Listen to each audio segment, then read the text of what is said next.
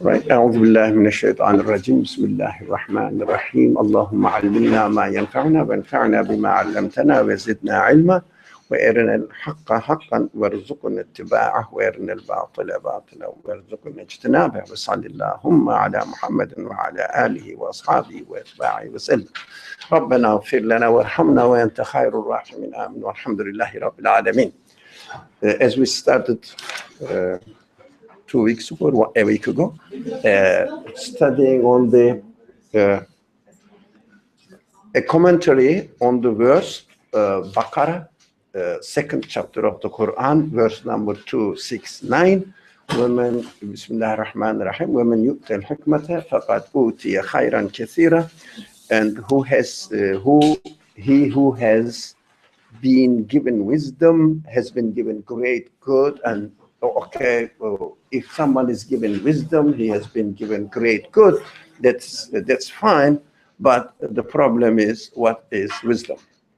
So we constantly worked on it. We said it is the author has really introduced the subject in a parable or in a metaphoric way of teaching it.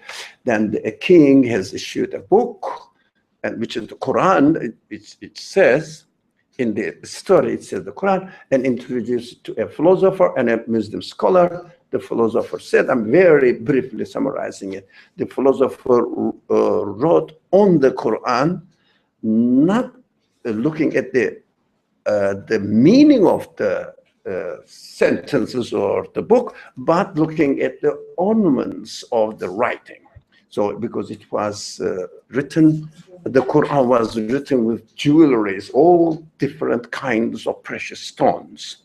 So every stone, one important point was, every stone signified and pointed to different meaning in the text. But the philosopher didn't know that it was a book. It wrote a very good explanation on the book, or a book about this Quran, and explained the quality of the jewelry and the stone, precious stones, and also maybe the quality of the paper, whatever, rather than the meaning.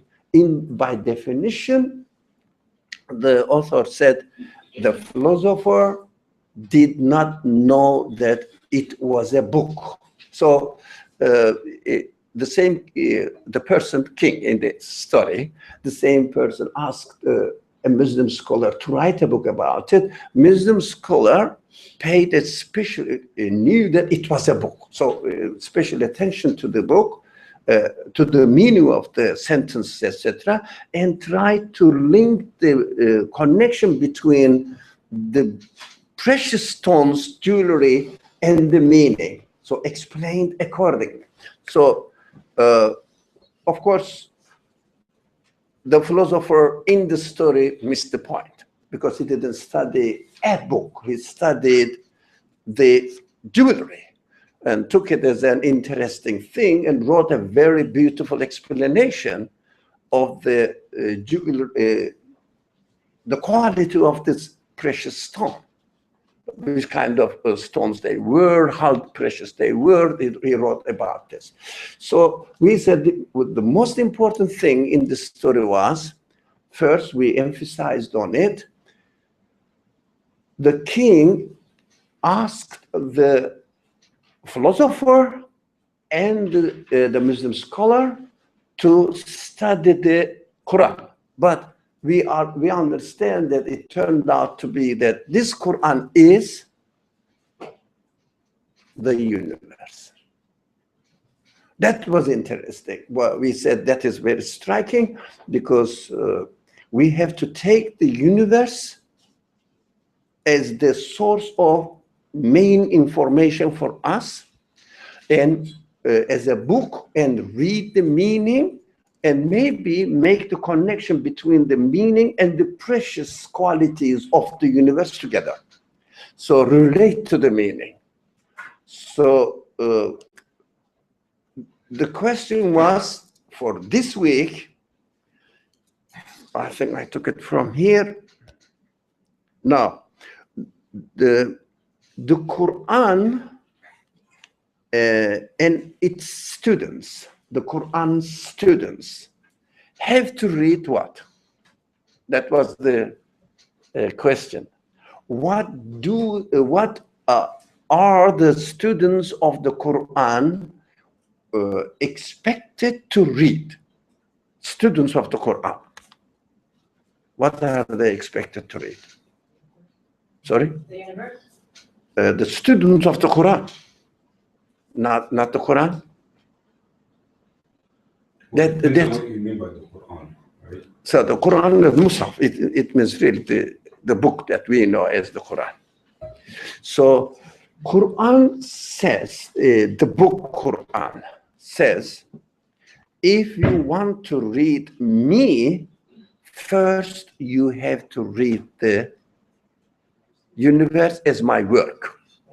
So you have to learn how I am demonstrating myself to you in a physical form, so that you will see the connection between the physical demonstrations of the qualities of the Creator with verbal demonstrations of the qualities of the Creator in the same source.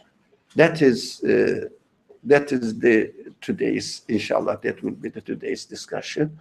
And for this, although we are familiar with, there are many, many verses in the Quran refers to the universe, to the creation, and asks the reader, please look at what I have been doing, what I have done for you, demonstrated all my qualities for you, and take lesson from them and learn about me, the Creator.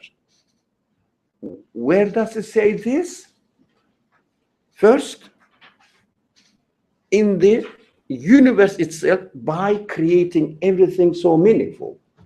And in the verbal explanation, again, referring the order to reader to the universe. Again, same structure. We understand that we have to look at the universe. But is it really, my question was this, is it really not directly related to us? What do I mean by is it? The universe is not directly related to us. So in the handouts, you will see that there are some verses. Which ones let me see the first page. Okay. يَوْمَ تَشْهَدُ. So this one, would you like to ask? Yes, I have a quick question. So, in what order are you meant to read the verbal and the physical? Are you meant to read them at the same time? Are you meant to read one for the other? Is it that you read the physical first and then from there you move on next to the verbal? Or are they supposed to be read in conjunction? No. I don't know why I said no. That's good. I said, yes. Yeah, correct. What's the order? Now, take yourself as an example. Which order you will follow? You are expected to follow. You are a baby born into this world. You are growing. You are growing with what? I'm growing in the physical world. Physical world. You are playing with the toys. You are experiencing your mother's compassion, your father's caring, right? Not compassion, caring. So you are connecting. You are learning. The first thing you can hold. What do you do with it? In your mouth. Put it. Why? You want to experience it. Yeah. If you like, to me, as a baby, maybe 6 months old, maybe before this, we want to externalize by getting to know what the objects are around us. We have to be as we are created. So we start with the universe. And then by using our human qualities, we understand that we understand that this universe has something to do with me. Something to do with me. I am not an alien here. And everything as if arranged according to my needs, interconnected. Everything is interconnected. Something to do with me. Everything has a meaning. But you know nothing of religion or verbal explanation of the meaning of the universe. You know nothing. I don't know either. So it develops as I grow and develop my relationship with the universe. I become aware of that the fact that this universe is wonderful and is related to me. I am in a very close interaction with the universe, and I'm related to the universe. So today I particularly copied these some verses, I think altogether 4 verses, to show that even my body, my physical body, is something to do with me, carrying the message to me. I cannot really get out of my body. I cannot really ignore my physical existence. I didn't take the verses which drive or draw our attention to the external world, because we know them. We very frequently give reference to the external world, the heavens and earth and everything. But now, in these verses, even my physical body is related to myself, my physical body. I cannot run away from my physical body. Even I close my eyes, it is my choice. It is my choice that I close my eyes. Even I listen something, it is my choice to listen to. Or if I don't listen, again, it is my choice not to listen. Everything is with me. And in the Quran, the news is this. I wanted to emphasize on it, but I don't know how much we will be able to really understand and grasp the deep meaning of these verses. Now, you got the answer? No, starting from universe, very simple, and finding that it's meaningful, it's related to you. So you start what? Going to the Quran. No, what do you do? Explore it, you find that it is something meaningful. So what do? You start? Sorry? Contemplating about what contemplating. You start, I'm waiting for a word. Questioning, examining? Yeah, examining, questioning, asking. What's going on?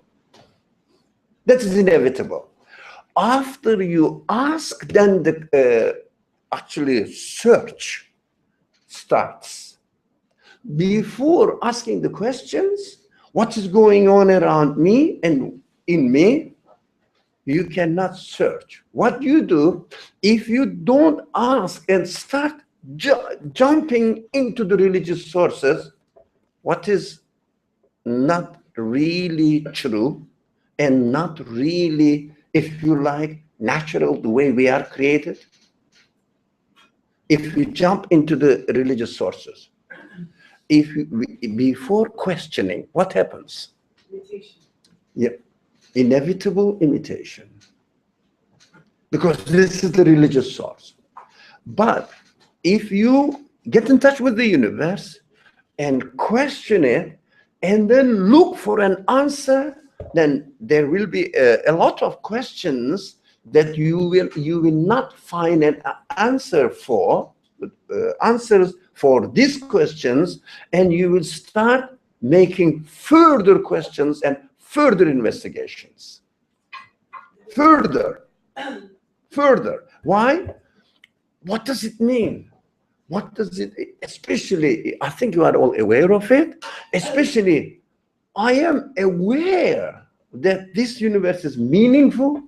I am aware that it is something to do with me. And I am aware of the questions risen from this relationship. Why am I directly in contact with the rest of the universe? Why there are qualities in the universe manifesting themselves, and at the same time, I have the qualities to understand them, to appreciate them, and relate them to myself. That is the... Is it because it's the same creator? Yeah, we don't know yet. Now, in this process, we don't know yet. What you're saying, it happened to say that in the Quran. You can But I don't know yet. In this process, don't jump. We shouldn't jump. So I see that there are the things around me are meaningful, and the things in me are meaningful, and my relationship is meaningful, and I am conscious of it. That's where the materialist or secular scientists don't pay attention to. They omit that. I am conscious of the relationship. Where did I get this consciousness? The matter itself cannot make me be conscious of its own existence, because the consciousness of the existence requires an independent existence. So the pencil is here, I am here, but I am conscious of the reality that I can use and benefit from it, the relationship between me. So this consciousness urges me further and further to investigate. Investigate what? What is going on? So you have to really take your bag and go to Mount Hira. If you are not going to go crazy, you keep asking questions. What is the meaning of this? What's happening here? That's your Mount Hira experience, as of course referring to the experience of the Prophet in his life. So I guess the opposing argument is over millions of years, trial and error, no wisdom. You know, there's a pencil. I don't know what a pencil is. With time, man realized that, oh, you can use it. Maybe you used it the wrong way the first time. And then after thousands of years, realized that you can use it in another way. So the argument is that over millions of years, through trial and error, it was realized, not through wisdom, but through trial and error and a long time. And then who is going to learn from trial and error? that's the argument, in that over a long period of time in natural selection and all that kind of stuff. Don't know who is the agent learning through trial and error. Human beings, we are questioning the human consciousness. Human consciousness. I'm conscious of the existence of the things around me. I am conscious of the qualities of the things around me. I am conscious of the relationship between me. Learning is different. You don't learn to be conscious of the existence or the qualities of the things around you. You don't learn, it is with you. Consciousness, awareness. So the awareness has an independent existence. In our Wednesday, Saturday discussions, we always emphasize that, look, my relationship between the object or my practice of the free will between two different objects is another matter than the fact that I'm choosing. But look, choosing this one or brownie or baklava, someone is eating them. Somebody may appreciate it. Would you like?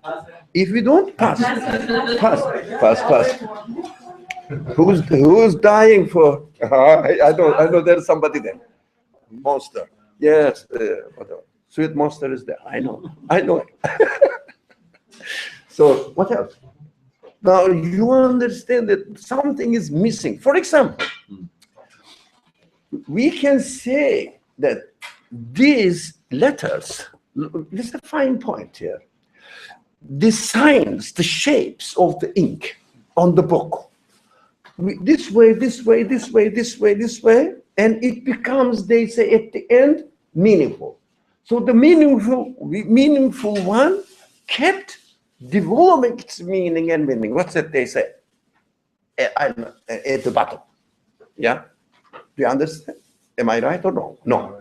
Now, the ink is dropping this way, the different shapes, billions of years.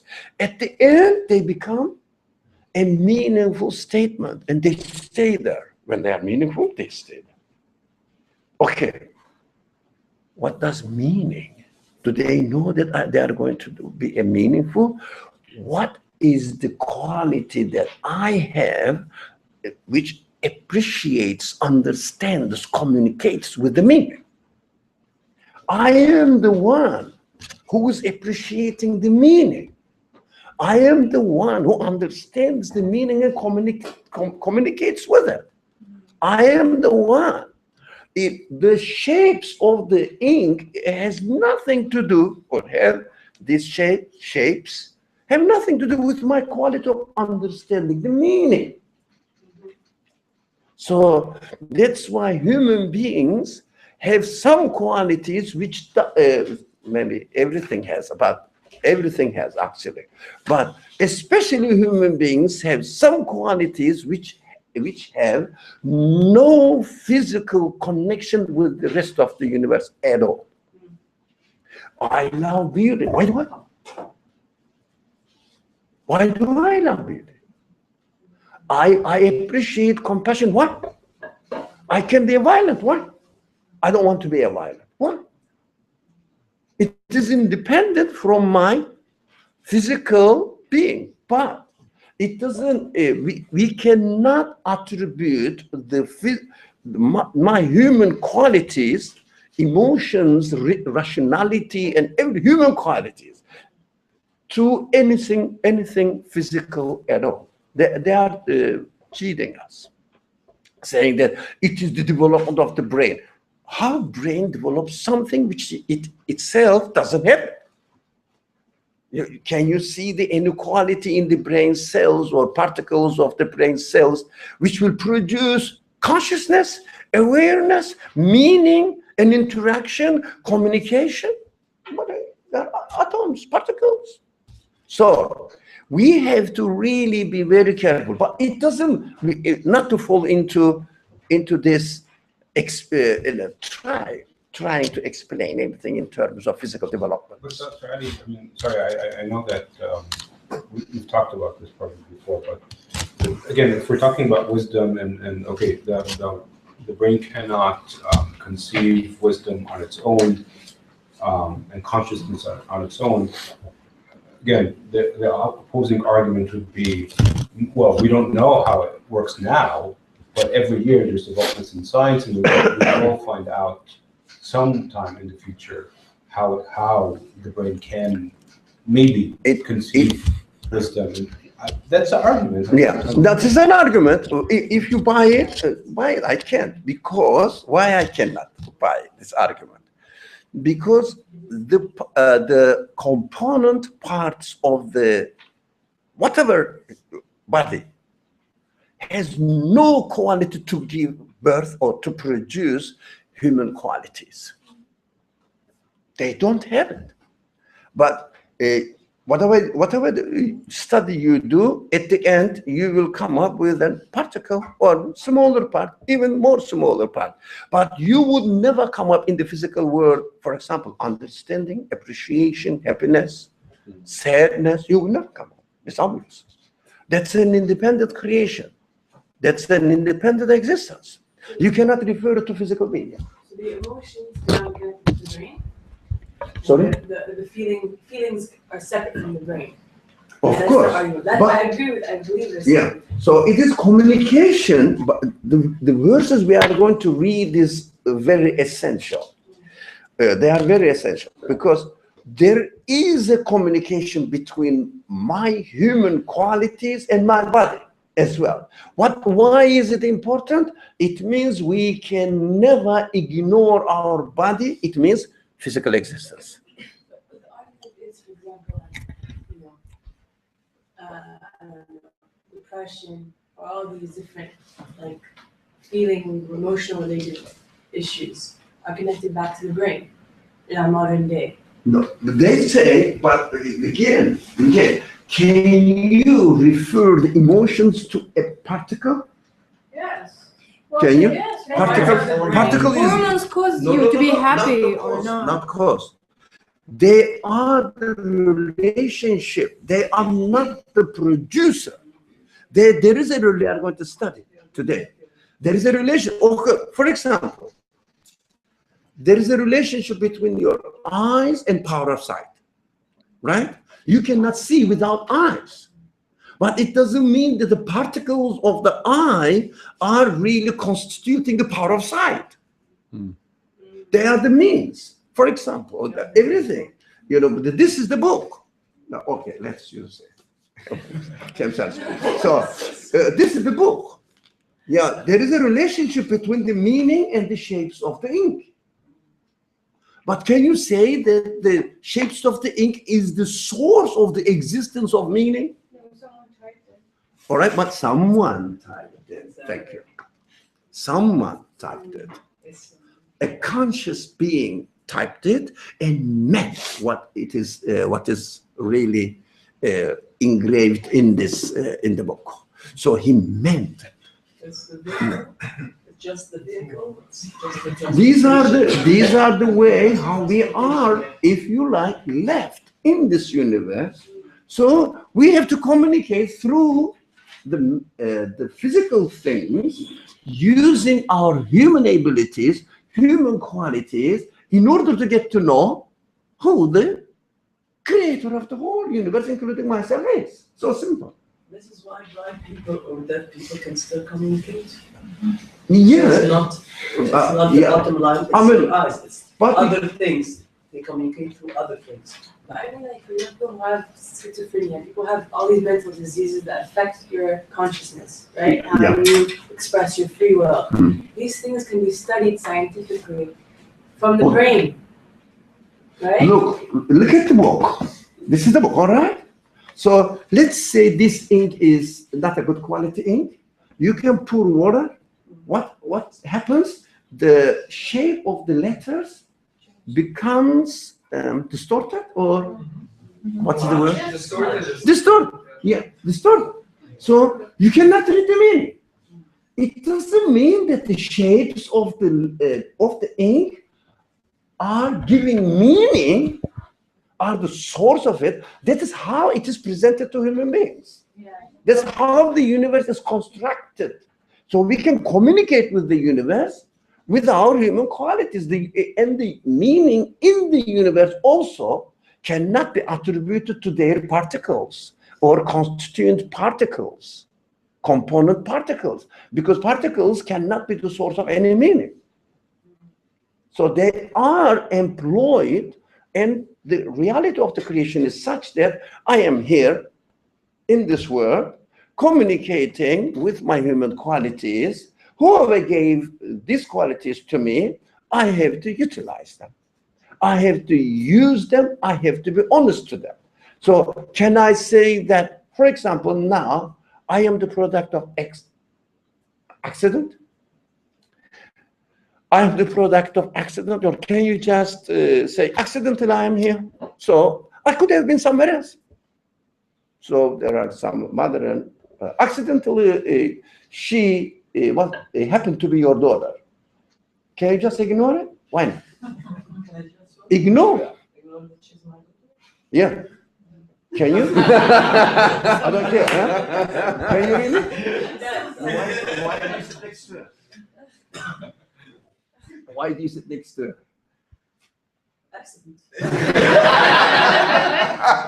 It was an accident. Eh? So if she sends you a text and Mom, I'm in trouble, what do you do? No, I'm accident. Can you say that? Why? Because this source cannot be found in the particle. Yeah.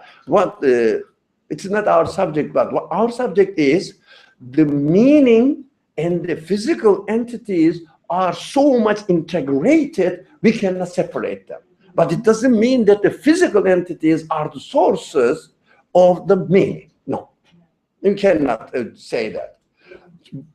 From one side, people say those people who really relate to the physical entities usually reduce the value of the meaning in human existence, in the existence of the external world, to matter itself. So they feel that matter cannot be the source. So let us forget about it.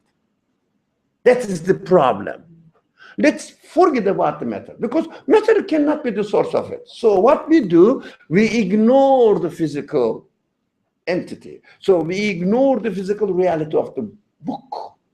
So maybe get the meaning, but of course you cannot get the meaning without reading the book anyways, but memorize it, forget about the book.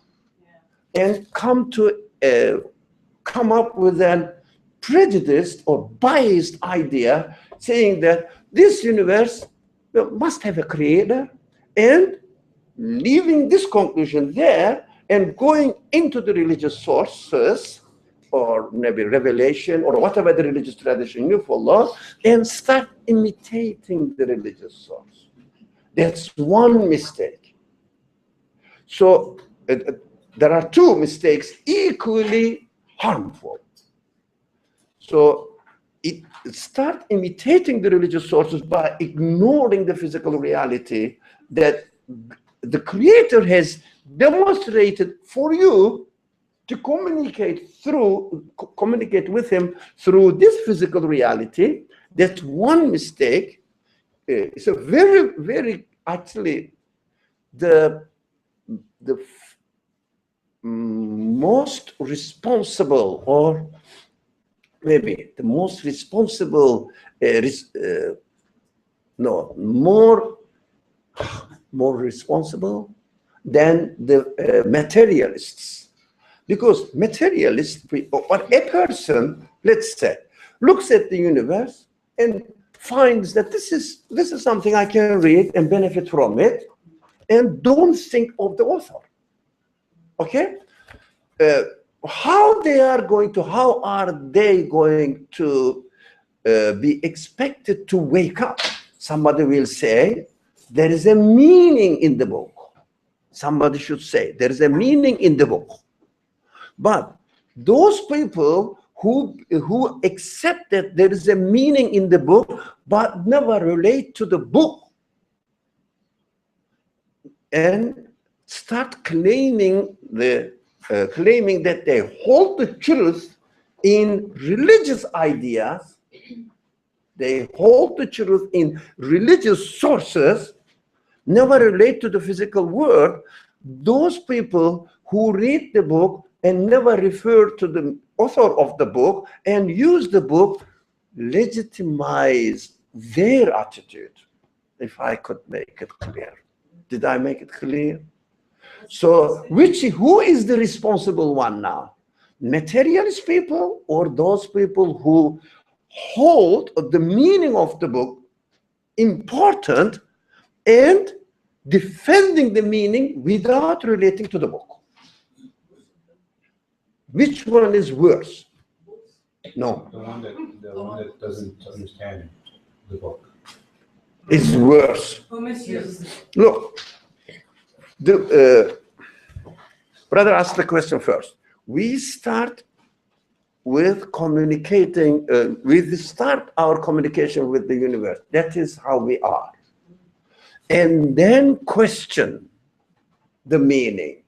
And then look for the explanation of the meaning.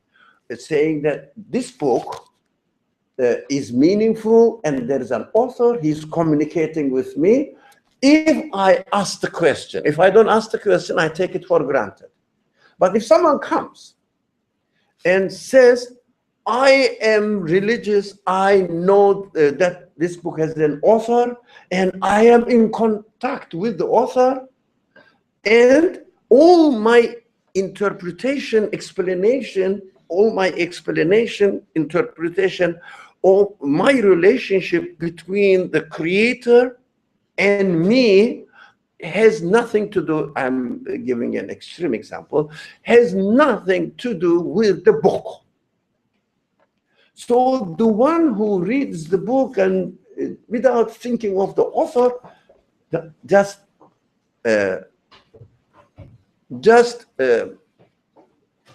benefits from it, uses it, as the people are using the word now.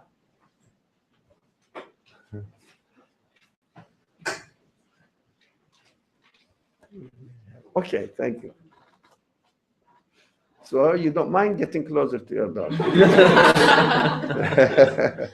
So, okay. So the people waste the universe. One group wastes the universe and holds on to the Mus'haf. And another group wastes the universe and holds on to the creator of the universe, having a connection with the universe, saying that I acknowledge the creator. I acknowledge the author. So these people in the society represents what? Religion. So those people who are in the physical world, they say, here I am. Where did you get this funny idea? You know, that I'm in contact with the creator. I am in contact with the creator, and these are my religious duties. I have to obey him. Where did you get this funny idea? But this is an extreme case. Of course, we have to understand which way is the right way. So if those people who say that this book has an author do not relate to the book itself and try to extract the meaning from the book and speak to the people together with the witnessing of the book itself, then they would be doing their duty correctly. Otherwise, they are claiming to be religious and representing the religion or religious idea in a way that the other people legitimize their materialist attitude. They say, these people are funny. They go to the church, they go to the mosque, and they do something funny things, but I am in the lab working on the word and trying to make or produce something useful for humanity. At least I am being a good person, helping to the human race.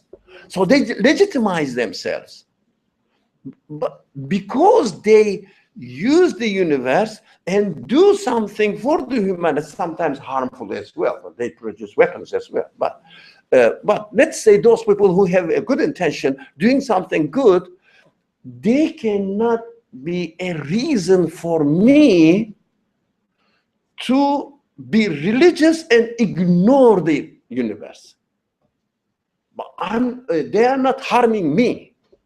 I am harming them if I claim that I am a religious person. I believe in God, the creator, the author of this universe. So the author says, look, be careful. You can never divide, or you can never separate the universe from its author. You have to read the universe together with his verbal explanation. Together with his verbal explanation, make more and more, try to make more and more sense of the creation itself. That's why the scholars of the Quran are expected to what? To study the universe text, because it's a big responsibility. It's a misrepresentation of it. For example, let's say nowadays it is politically common, not always, but nowadays, that a few Muslims, those people who have some Muslim names, do something. What do? They are presented, politically manipulated. These things. They're not media problems, actually. But what's happening now? Everybody, most of the bulk of the society, with the people, look at 1, 2, 3 example and put a label on Islam. Just 5 examples. Label on Islam. Islam is a terrorist religion. 5 people's attitude affects them. So we cannot say that they are not responsible. They are responsible because they are doing it. If they are doing it in the name of religion, of course they are responsible to misrepresent religion. That's the main problem. We cannot claim or we cannot blame the bulk of the society. Look, you are taking five examples only. Why don't you go and study the Quran? I would ask, why should they study the Quran? Because they say these are the products of the Quran. So we are more responsible. We means those people who say that this universe is a creator and we have to follow him, his will, and we have to really appreciate his verbal explanation of the meaning of the universe. Now the Quran is the verbal explanation of the meaning of the universe. So let's study these verses. How even our physical body is directly related to my, if you like, spiritual side or my human side, and the Quran emphasizes on it. I think if you have this, Bismillah ar-Rahman ar-Rahim. Okay, I have you. يوم تشهد عليهم ألسنتهم وأيديهم وأرجلهم بما كانوا يعملون. Is it? يعني. يعملون. Okay. For 24. Yeah. Yeah. Okay. Thank you. I see we can go here. Oh. بما كانوا يعملون. Okay. The meaning is that's on the first page. In the second. Okay, the meaning? On the day when their tongues and their hands and their feet shall bear witness against them as to what they did. No. Now, what we understand from this verse, the similar verses we will read, what do we understand from them? My tongues, my hands, my feet are going to witness to what I have done, what I did. It means I cannot ignore my physical side. I cannot ignore because they are related to me. So I cannot really change the shapes of the word and then shapes of the word on the book and then say that the meaning is independent from it. Can we? No, my question wasn't clear. The question, no.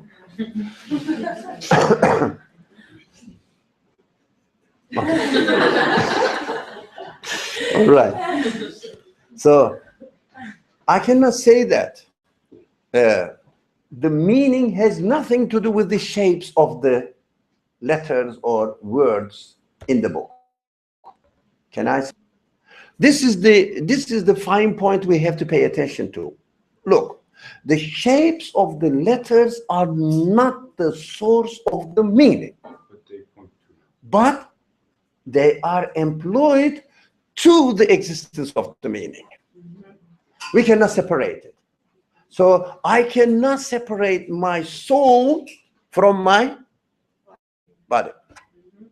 So it means we are in a world that we cannot really be a person of body only or be a person of soul only. We cannot.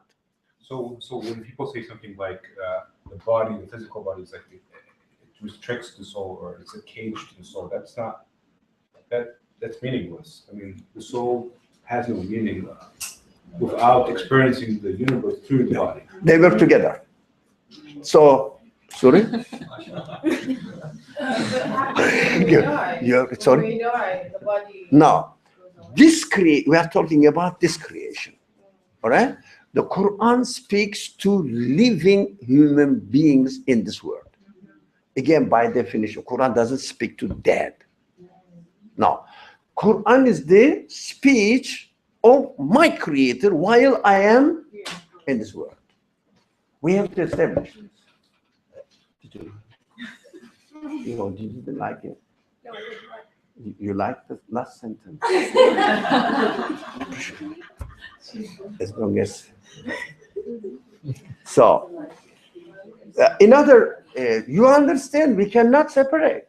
Now, let's read the second verse now. Sorry, Dr. Ali, Sorry. before we go to the second, I know that you will argue that we need to experience heaven and hell in this life and not just in the hereafter. But you know, this verse, it says on the day. It specifically talks about a day.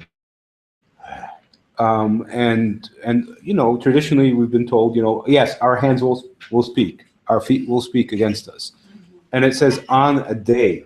Yeah.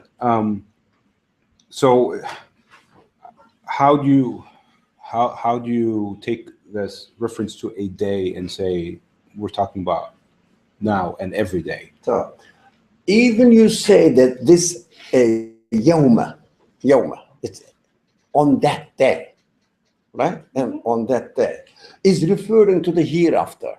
We keep saying that. It's not an accusation. Quran speaks to me while I am here. There is something.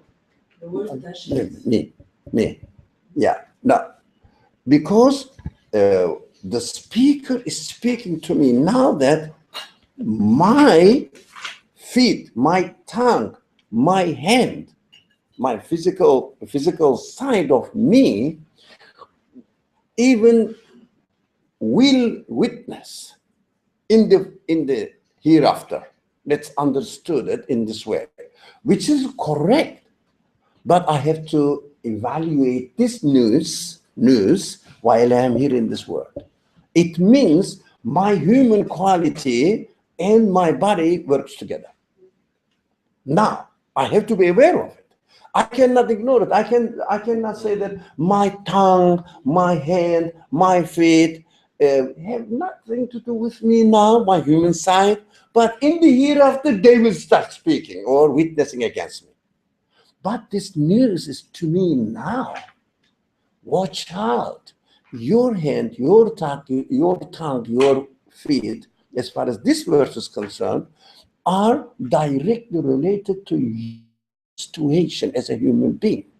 Because when I address to the meaning of the universe, when I start communicating with the meaning of the speech of God, verbal explanation, I am here in this world. Here. So I have to take notice of it now. I cannot ignore it now. Oh, it will be there after. Nothing to do with my reality now. If it was so, why would the Creator will tell me? And if I wasn't really able to experience the reality of this message, how can I confirm it? Because it doesn't happen to me now. It will happen in the hereafter, I don't know. But I have to confirm it. For example, when you first learn how to read, can your tongue read it very quickly and fast? No. Now it's related to your ability, human ability is directly connected to your flesh and bones. It means physical. An answer also for his question. He said, Yawm al-Tashhad. In Quran, every word, the grammar is very important. It's not like that. Tashhad means now. If he wants to say, Satashhad, Tashhad, in the future. He can say, Satashhad. Tashhad means the moment. No. The verb mudara, which is now. Present. Present now. Present. So if he Present. wants about to say, the normal way, if he wants to say about this day, it's going to be the judgment. So it's coming. He was going to say, Satashhad. I understand. Sometimes Quran uses different verbal forms for different purposes. So sometimes, for example, uses the past tense explaining what will happen in the hereafter. So, but we have to be careful, yes, but not because of this. Yawma tashhadu. not because the Quran didn't say يَوْمَ سَتَشْهَدُ. So not because of this, because of the definition of the Quran is such that I cannot read it. Even it said say, in some places says sawfa say, uses the future tense. But still, I have to take it as a speech to me right now. What's the implication? Because the yom is noun. I mean, there's two ways to read this. If you read it with your By definition, we are going by definition. Yawma tashhad, and that's it. It means in the future. But if you read it with your heart, with the message that you want to say it, the action, that this day is today. I have to take it, I have to take the speech of the Creator speaking to me right now, right?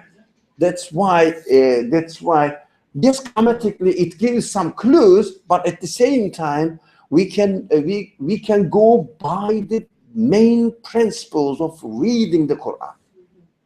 Main principle, which is based on the definition of the Quran, speech of the Creator to me.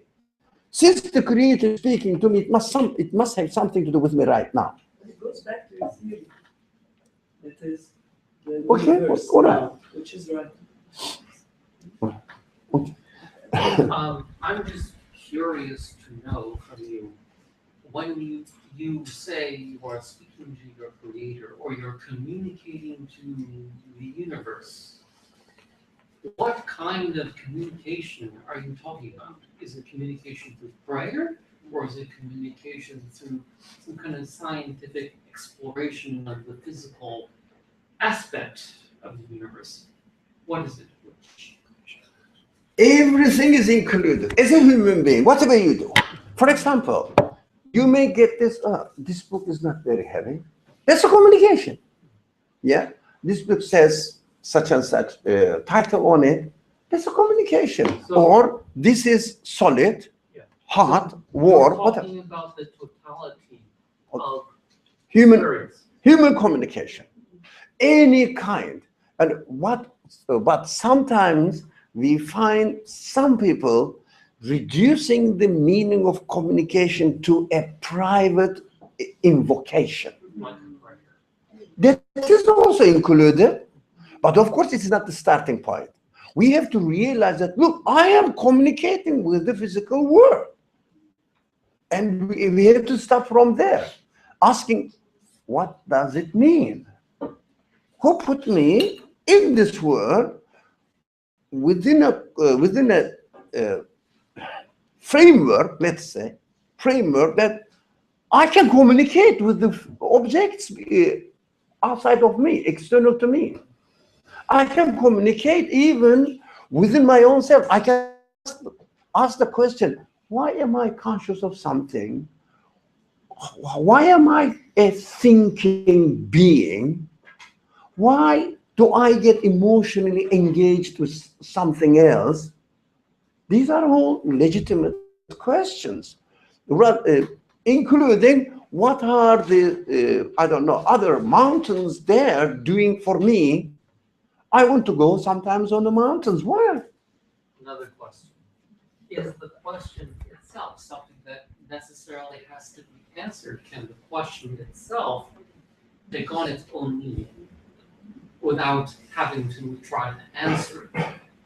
Because I'm sure that there are some questions that can't be answered right away. In fact, you may die with still a question Yeah. on the last breath out of your mouth, you know. To get the answer to the question is not the point. If you remember, we discussed on one of the Wednesdays to choose between two different objects is not the point. The reality is that we are able to choose. That is the point. So I am able to question. So you may not get the answer, but I am able to question the things. It means evaluate this ability to question the things. So know your value. Yeah, acknowledging your reality. So if someone doesn't question, he is not aware of the fact that he is able to question, how he would know that his existence is meaningful with the capacity to question? So it may seem to be a philosophical or tautology, but it's not, because I am able to question. I have to ask the source of its existence. Right? You may not get the answer, but you will search for the answer. You know that throughout your experience from the very babyhood until now, you don't have to be a scientist. You are discovering step by step, layer by layer, something you didn't know before. That is the reality. And you can answer a question with another question. Okay, why not? Doesn't matter. That's human complications. It means very sophisticated creatures we are. Yeah, I was just gonna say, I just feel like I'm a little bit against this whole thing about like we just keep questioning, and because in what you just said, when you look at it, you've actually answered the question of why am I able to question. That's also another question. What I mean by that is, okay, I'm questioning, for example, the ultimate meaning in the universe. I might not be able to get to that, but the point is not that. The point is that I'm able to question. That in itself is a question. I mean, it's just that this whole like living on without like an ultimate answer to anything, there's no ultimate truth. I know that nobody holds the entirety of it, but it's also kind of disappointing to a human being to be, well, the fact of the matter is I'm just going to be questioning everything till the day I die. I mean, some questions seem to be answerable in the sense, in my capacity to answer, in the sense that, well, I'm able to question, therefore, somebody gave me that ability. So I've reached a conclusion, at least somewhere. Yeah, of course you can. Because I don't want to just keep The questioning is not meaningless. As we question it, we start searching for it, we get answer, but this is not the ultimate answer. We know that the answer is according to my own capacity. So we know that every answer is a subjective answer, subjective to me. But we have to look for it. Let's read the other verse. Somebody who would like to read the second verse? Which one? This one?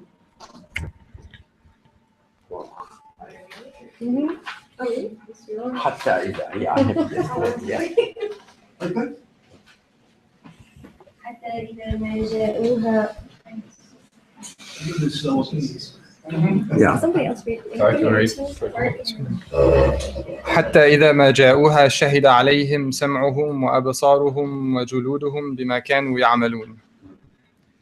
So almost the same meaning. How about the translation? Somebody? Until when they come to it, their ears and their eyes and their skins shall bear witness against them as to what they did.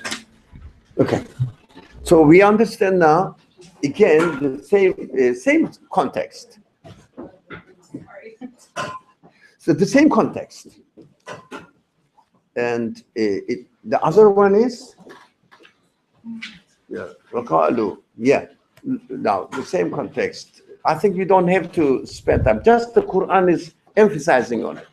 The other one, the following one.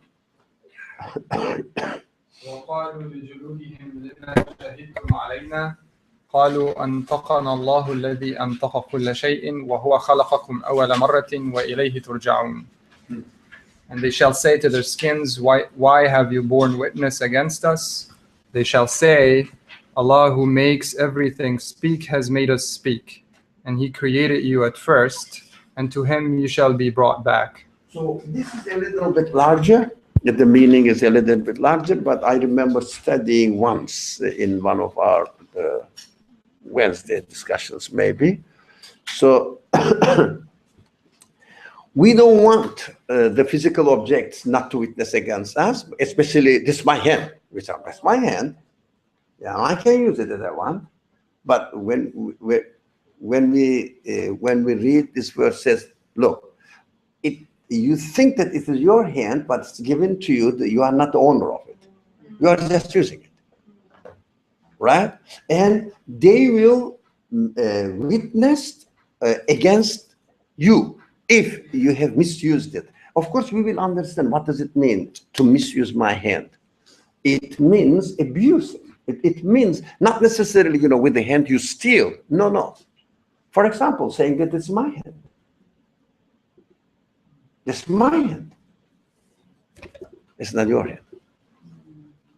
First. So you cannot use it as you want. It's not your hand. It's given to you. Your eyes, your ears, they are given to you. You cannot use it.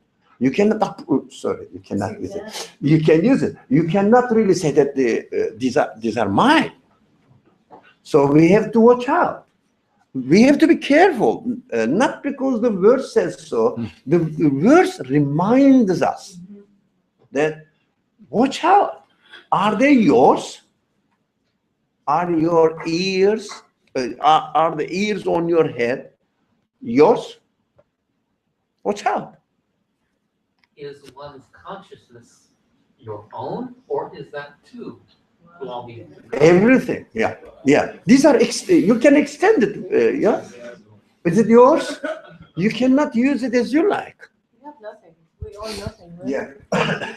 So even the only thing that is ours is free will? the ability to choose freely, given to you. Again, it is given to you, but you are free to use it. Right. Free this way or this way. That's a small part of everything else. That's So yeah, you can say it's small part, or but everything is there. Everything is there. So we have to watch out. They speak, and here in the message of the Quran, it says, "We will say that look, you were my own thing. You are my own hand. You were my own child. You were my own property. Now are you witnessing against me now?" And the Quran says, they will say, no, it is not us that we are speaking. Yeah, the one that is generalizing now made everything able to speak, made me speak. It means not only these limbs, human limbs that will speak, everything. The meaning, you notice that? أَنْتَقَ كُلَّ شَيْءٍ, made everything speak. It means everything will witness against or pro us, hopefully. So it means I cannot ignore them. I cannot just, nothing to do with me. There's a cup here. Nothing to do with me. No. It will say, you looked at me, you saw me, and you didn't take notice of me, although I was carrying message to you. They are speaking. And now they are speaking. There is a message in it. So they are the message carriers. They carry message. So we have to take notes of them.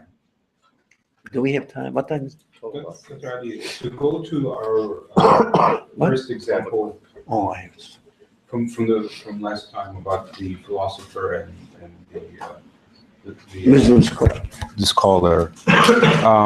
So someone can look at this verse and say, speaks as in actually speaking, and someone else can look at it and say speaking meaning giving meaning, like transfers meaning. And would that be somehow the relationship with that story, in that someone like a philosopher can look at a verse like this and say, it says things will speak, like my hands, literally, in an outward and superficial way, and someone else would look at it and say, no, there's meaning, and it's transferring meaning to me. Yeah. Is that it depends. Depends. You have to understand that the verse says this, and you have to go to the universe and see, is it speaking to you? Come and eat me. It says come and eat me. For example, so the hands are speaking to you, don't they? No, are very, very clever, very smart. Yeah, but look, you wanted they move. How? I guess my problem is that a lot of people can read a verse like this and say this book is so it's mythology. It says that your hands will speak. And again, I know that's not the intention, but it could have been written in a different way, and like your hands bear meaning, and look at the meaning that your hands have instead of saying they will speak. Almost every sentence in the speech of the Quran is eternal. It means not time and space bound, which means we have to understand and interpret them. Always they are open to interpretations. There is no concrete, there is no static statement, neither in the universe nor in the speech of God, the creator of the universe. There's nothing static, so you have to interpret them. No one can take the meaning literally at all. For example, can you take the meaning of any physical object literally? No. For you, it will mean different from what it means to me, what it means to another person. So everybody will interpret from his own interest, perspective, capacity, whatever. For you, this is a book. For a child, this is a toy. So if a child says, this is a toy, I want to play with it, he's right. For him, it's a toy, because it can be a toy for a child as well. So everybody has to interpret it. We should, that problem, I'll come to. That problem, although we have to stop. That problem comes from reading the Quran literally. This is the tradition. That tradition really harms. So we cannot read the Quran literally at all. That's it. Okay. So meaning in of itself is very individualistic, right? Mm-hmm. Meaning derived Yeah. from yourself. Yeah. At the same- Subjective. Of course, Yeah. always. But at the same time, in order for us to interact together as a society, community, we have to have something, a common point Yeah. that we can all agree on and Yeah. kind of operate around. So how can we do that with the Quran? Because there are, the authorities, the people who are making the uniform meaning. So you cannot say. That's simple. There is no authority. There is no. There's You no cannot authority, make. there needs to be. You can benefit from the teachers who have studied it. Okay, but still, ultimately, you will benefit from it. If you make a misrepresentation of it, you are free to do so. You will be accountable for it. You cannot stop anybody. Can you stop? Here is a cake here, a brownie, and I am looking at it.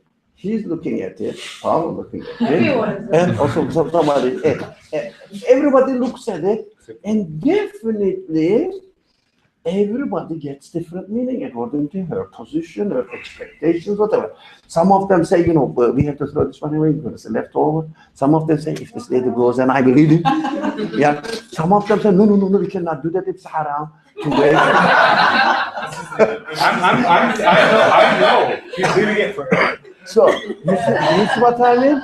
You cannot stop anybody at all. If Yeah. I don't know, let's say I read something about this, the Quran is also very complex. It's something I don't immediately get meaning that's clear from. We understand that, but we don't have time. We understand that we cannot make sure that a person interpreted the Quran for good, and it's the ultimate interpretation. It is impossible. The universe cannot be ultimately interpreted by anybody. It is impossible. Today, let's say, astronomy laureates, they are the great men. 100 years later, they will be very, very behind the discoveries. Endless. So, your question, quick. I mean, just to leapfrog off what you're saying, I think the ultimate uniform identifier is just attribute everything back to God, the Creator. Yeah. So, some people take the Quran as something evil and not good. That's their sign. Come to the point. The point is just attribute it back to the Creator. whether it's good or bad, it has to somehow, I mean, not bad, but good has to go back to the creator, and bad, you have to work it out. Depending, this is a general statement.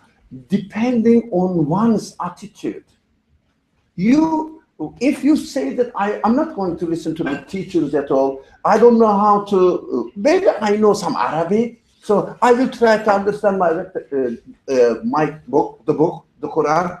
This is your choice. You are taking the risk. All right, carry on. So someone may say, then I may ask somebody who has spent more time on it and maybe expert. That's his choice. Yeah. But referring to the creator, it means the universe has a creator. The book, the Quran, has a speaker. So, do we understand that universe's creator is absolute? The speech of the creator must be also absolute. No one can get to the end because no one can get to the absolute. That means so. The last verse, very quickly. I know, but still, time is okay. Sorry? It's just 12. Okay. Somebody read the last verse. We can't read it. What? Oh, no, you can read it. Come on. Okay, I will. So, you know. فما بكت عليهم السماء والأرض وما كانوا منظرين. Yeah. And the heavens and the earth wept not for them, nor were they given a respite. So, look, this verses, that was my point, today's point, in fact. Apart from this, Muslim scholars also have to study the students of the Quran, not the Muslim scholars. So if someone says, I want to study the Quran, okay. You are a student of the Quran? Okay, go and study the universe. Go and study the universe. Without studying the universe, you cannot study the Quran. That is very important. But that was the first point that we started. And this is the last point that we are going to end today. Those people who don't get the meaning, appreciate the meaning, the message of the heavens and earth, when they die, it means that they are done. For example, yesterday we were dead, okay?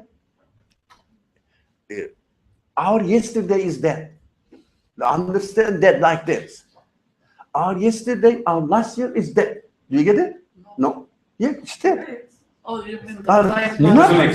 gone into annihilation, but it's not gone into annihilation. We understand that, but at the same time, I cannot experience it now, like your grandfather.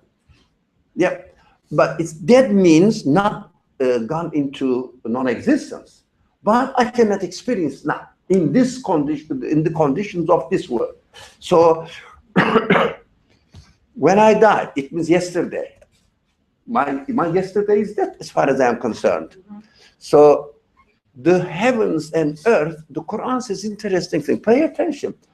If you have not benefited from the message they conveyed to you, they wouldn't be sorry. They wouldn't really shed tear on you that, oh, no, I lost my friend.